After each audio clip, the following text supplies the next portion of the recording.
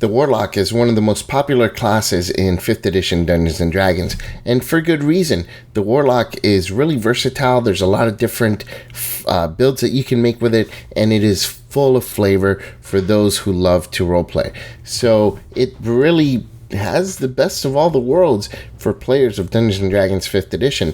Optimizers, role players, those in between, everybody, even Dungeon Masters love Warlocks because it gives them the opportunity to really flesh out story ideas for the character who's playing a Warlock. It is just an all-around awesome class. And today, we're going to start our series on the Warlock class and its subclasses. Welcome to the Twisted Tentacle Inn. I am your innkeeper, and today we'll be talking about Warlock Base class features.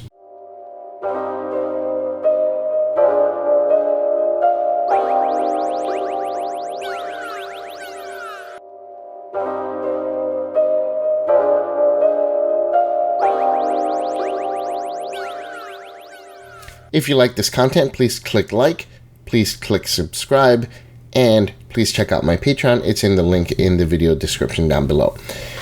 Now, this is the first video in the series for the Warlock and its subclasses and features as well as spells and all that stuff. So, I'm going to put a quick user guide for this entire guide because just like the Sorcerer guide, this series is probably going to be over 20-something videos. So how could you use this guide if you're planning on building a Warlock? Well, if you're interested in playing a Warlock and you don't know where to begin, then this video is going to give you an overview of the Warlock class as a whole in general. After watching this video, I recommend watching the video corresponding to the patron that you're most interested in choosing. Then watch the video for the Pact that interests you the most. After that, watch the invocation videos so that you can narrow down the invocations that sound the most interesting to you. And then watch the videos on the spells so that you can get some ideas on which spells are going to help round out your character. So, with all that said, let's go ahead and get started with the Warlock and its base class features. So the Warlock is a full caster class, but it is different than most full casters because it doesn't actually have the amount of spell slots that you would expect from most other full casting classes. In fact, all other full casting classes. The Warlock does have a D8 hit die, which is right in the middle of pretty much between all the other subclasses. Not the lowest, not the highest. It's okay. They can only wear light armor, which makes them pretty easy to hit. So you definitely don't want to be in the front lines for the most part, unless you're playing a Hexblade. We'll get to that in a future video. But light armor is not that great. You're going to be better than the Sorcerer or the Wizard, but you're still going to be fairly easy to hit, especially at the higher levels. And with your lower hit points, you're not going to last very long if you're going to be up in the front lines. You only have access to simple weapon proficiencies, which is not that great. You're not going to be dealing a whole lot of damage in melee. Again, there are Warlock options that will allow you to deal more melee damage, but we'll get to that when we get to that. Wisdom and Charisma are your saving throw proficiencies. Even though they're mental saves, some classes have some physical saving throw and one mental saving throw. Warlocks just get Wisdom and Charisma, but the good thing is most debilitating effects in the game target Wisdom and Charisma. That makes Warlocks pretty resilient to those types of spells. Very few spells target Intelligence. Most spells that banish you or take you completely out of the combat are charisma based. Most spells that debilitate you or cause fear, paralyze, that kind of stuff require wisdom saving throw. Being proficient in both is really awesome because that means you're probably going to stick around when it comes to dealing with those types of foes. The only thing is you're lacking the physical saving throw proficiency, so if someone hurls a fireball at you, you're probably going to end up taking full damage. So you're not very resilient to that kind of stuff. Skills for the Warlock are kind of interesting. You get to choose between Arcana, Deception, History, Intimidation, Investigation, Nature, and Religion. Unfortunately, you have 3 skills on that list that use Intelligence, which is kind of mind-boggling and difficult to justify since other than those skills, you really have no mechanical reason to have a good intelligence as a Warlock. So it's kind of interesting that the designers chose that. Now, of course, for roleplay reasons, being extremely intelligent does make complete sense for a warlock, because they know what they're doing when they, for the most part, when they're getting into these deals, and they think they have the upper hand on, whatever being is granting them these powers. So, it makes sense that they're highly intelligent, but the mechanical benefits of having such a high intelligence are really, really limited unless you're a wizard or an artificer. So pretty much it means that mechanically, it's very hard to justify taking any of those intelligence-based skills unless they're absolutely necessary for your character's theme or build. And having a proficiency in a skill where its accompanying stat is really low, it's only going to make you mediocre at that skill. So don't expect to be very good at any of those intelligence skills. Let's say you choose investigation.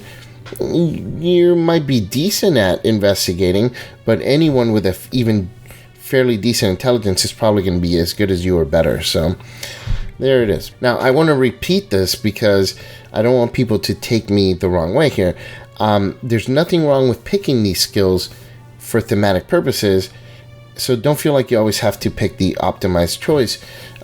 Picking investigation, if your character happens to have some kind of background in investigating crimes or things like that, it makes complete sense for your character, and there's absolutely nothing wrong with choosing that skill proficiency to help flesh out your character a little bit better. Now, once you hit level 1 as a warlock, you get to choose a patron, which is basically your subclass.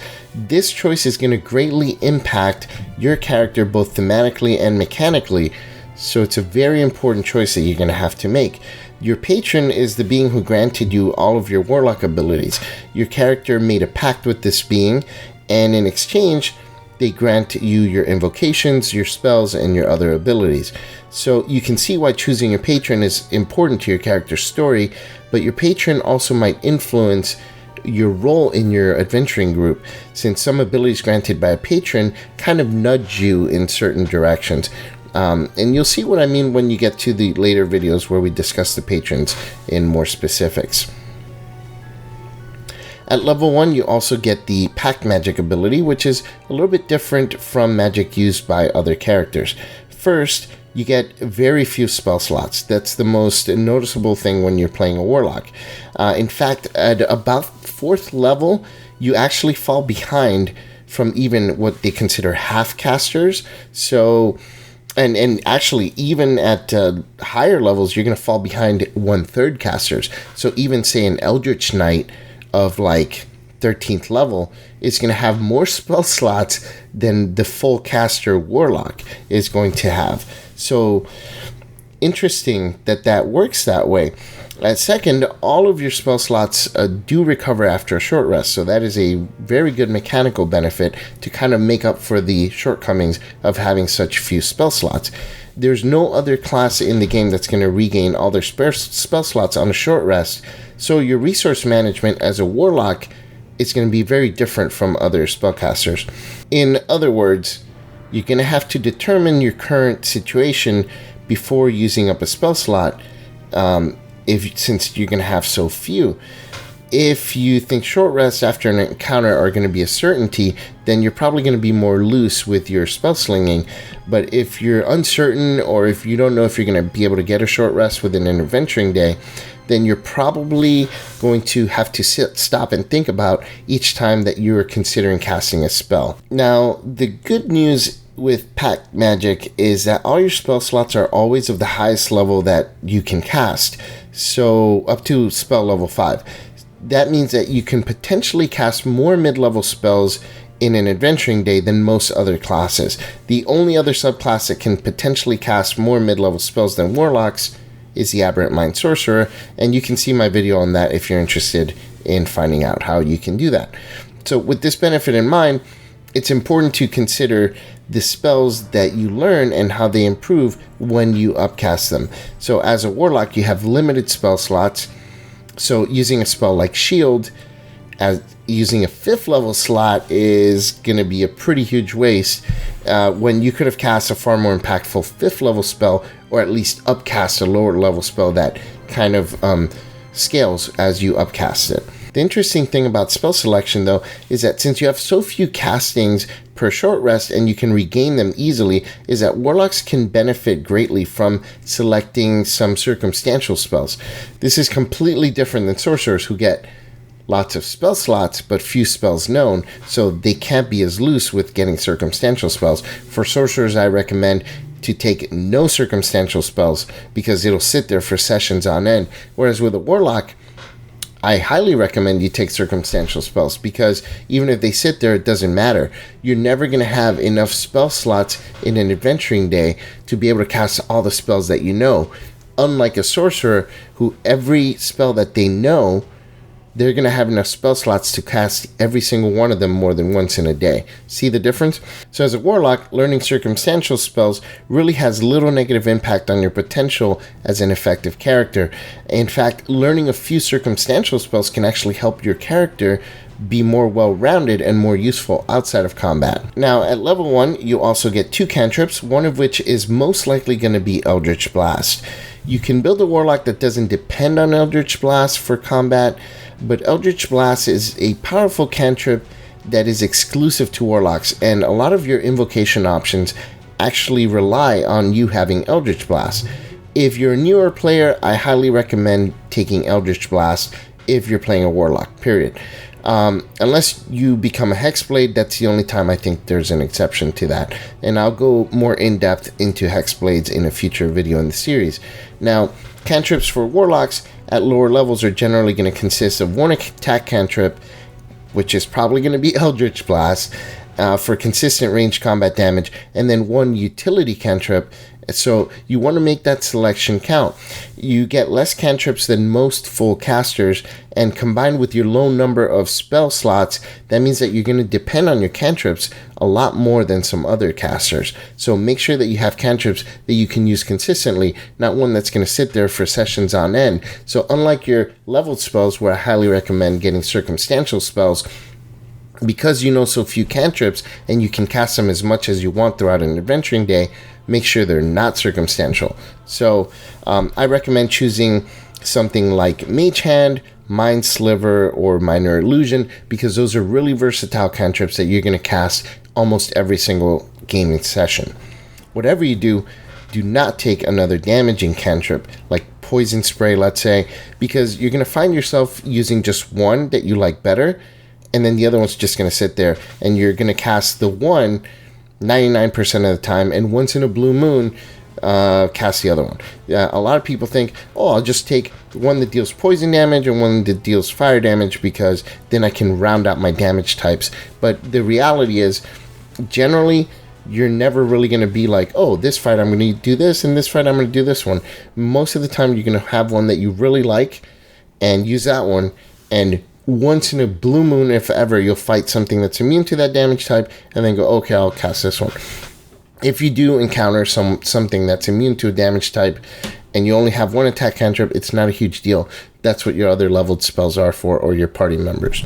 Then at level 2, you get 2 Eldritch Invocations. These are integral to the class, but none of them are actually going to define your character.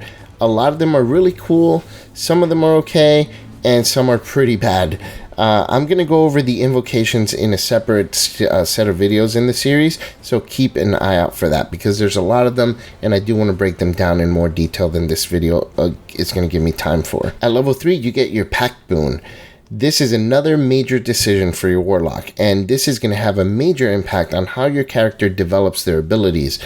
I'm going to briefly summarize each Pact Boon here, and I'm going to release a separate video within the series kind of diving deep into each Pact Boon. So, Pact of the Blade. This one is meant for Warlocks that wish to have some melee options. This Pact is not going to make you a great melee combatant, though, so don't expect it to change your Warlock into a badass at fighting in hand-to-hand. I really don't think that this is going to make you great. This is just kind of like a backup tool for you to be able to fight in melee should you have to. But in the end, choosing this, generally, unless you are a Hexblade, you're still going to want to stick to range attacks with Eldritch Blast or other cantrips. Now, I mentioned Hexblades.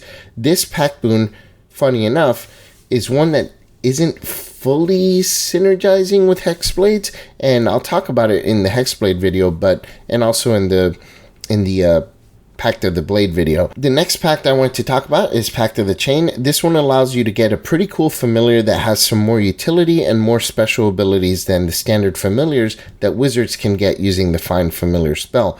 Personally, I think this is one of the best pact boons for warlocks, and the familiar can help you with a lot of utility functions and even assist you in combat. In the book Tasha's Cauldron of Everything, they released a new pact, and this is the Pact of the Talisman.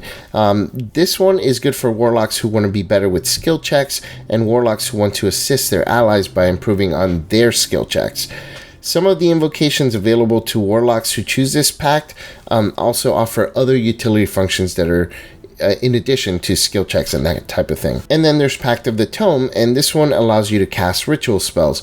For those who want to be able to cast a lot more spells than you're allotted because you have so few spell slots, well, the Pact of the Tome kind of solves that a little bit because it gives you a lot more versatility and adds a lot more utility to your spell casting because you're going to be able to cast ritual spells, and you'll be able to add more ritual spells as you go through your adventuring days, and so you'll be able to have a lot more spells that you can cast generally outside of combat. After you choose your pact boon, you just level up getting more spells, more spell slots, and more invocations.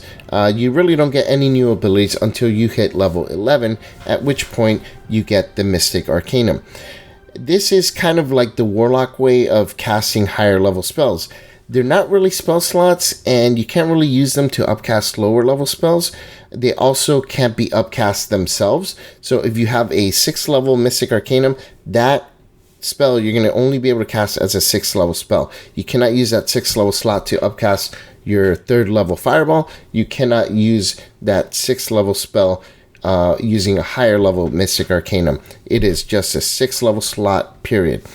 Now, I'm going to make a separate video for each level of Mystic Arcanum, just like I am with these spells, so that I can break down all the ones that are available to the Warlock, and you can make a decision based on my video as to which ones you think are going to be better for your character build or character concept. Then Mystic Arcanums, you're going to end up getting the level 6 one at 11 as an 11th level character. As a 13th level Warlock, you're going to get your level 7 Mystic Arcanum. As a 15th level, you get your level 8 one, and at 17th level, you get your 9th level one. And then once you hit level 20, you become what's called the Eldritch Master. And once per long rest, you can spend a minute and you regain all your expended spell slots. Now, keep in mind that this does not recover your expended Mystic Arcanum. So this means that you recover 4 level 5 spell slots. It's not terribly bad, and combined with your recovery of all your slots on a short rest, usually that means that you're going to be casting tons of 5th level spell slots throughout an adventuring day. And that's it. Those are all the abilities for the base Warlock class. So as you can see, the Warlock is a very complex character class, full of roleplay possibilities and options that make each Warlock unique. Warlocks have several big choices as they level that are greatly going to impact their usefulness and role in a group, as well as their roleplay flavor, and choices beyond just the subclass and which spells you want it to take. This makes the Warlock more like a cafeteria plan class, because you can mix and match different options to customize your character concept and however you wish, which is why this class is so complex, but it's also why it's so well liked by the community. As far as spellcasting, the Warlock, even though they're considered full spellcaster, it's definitely something that I think requires a little bit more experience and finesse to be able to manage that. The resource management for a Warlock is a very difficult thing, so newer players tend to gravitate towards Warlocks because the flavor's cool, but newer players tend to have a hard time managing their resources because it's easy to blow your load of your 2 spell slots, even as a 5th level character. Cast 2 spells and you're done. And now what do you have? Eldritch Blast, Eldritch Blast, Eldritch Blast. And if you go into the forums, you see that so many people complain about their tables. The Warlock at their table, all they do is Eldritch Blast, because they don't really manage their resources properly. And that's what this series hopes to fix. And if you're a new player, don't worry, I'm not not criticizing you or anything of the sort, not at all. It's just that I understand that this subclass or this class is a very complex class that does require some experience before really learning how to manage it better and make yourself a character that's not just spamming Eldritch Blasts all day. So hopefully you stick around for the series, and hopefully you found this video helpful and the next few videos that are coming out helpful. If you did, please be sure to leave a like or put a comment down there in the description or in the comments down below. Now, if you're wondering where to go from this video, I recommend checking out the video for the patron that you've chosen for your Warlock. That way, you'll have a better idea as to the strengths and weaknesses and what role that you're going to expect to fill within your group using your Warlock. Alright guys, thank you so much. If you like this video, click like, click subscribe, you know the deal. Thank you guys very much. As always, I am your innkeeper from the Twisted Tentacle Inn. Check in anytime. I'll talk with you then.